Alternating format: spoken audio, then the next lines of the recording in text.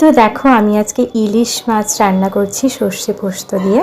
তো ইলিশ মাছ রান্না করাটা খুবই সহজ, এমনি মাছের থেকেও আমার খুবই সহজ লাগে, কোনো ঝামেলা নেই।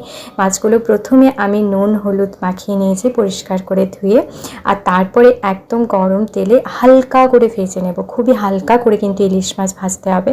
দেখো আমি একদম হালকা করে ভেজে নিয়েছি। তারপর তেলের মধ্যে কালো জিরে কাঁচা লঙ্কা চিরি ফোড়ন দিয়ে আমি একদম সর্ষে পোস্ত বাটাটা দিয়ে আর ভালো করে লবণ স্বাদ মতো আর হলুদ দিয়ে এইভাবে নেড়েচেড়ে নামিয়ে নেব।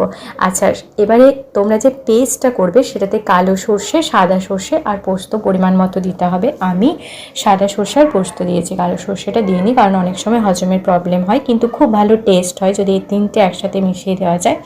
আর পরিমাণ মতো তেলটা দিতে হবে। তো দেখো আমি সুন্দর করে এটা বানিয়ে নিয়েছি আর আমার প্রায় হয়ে এসছে।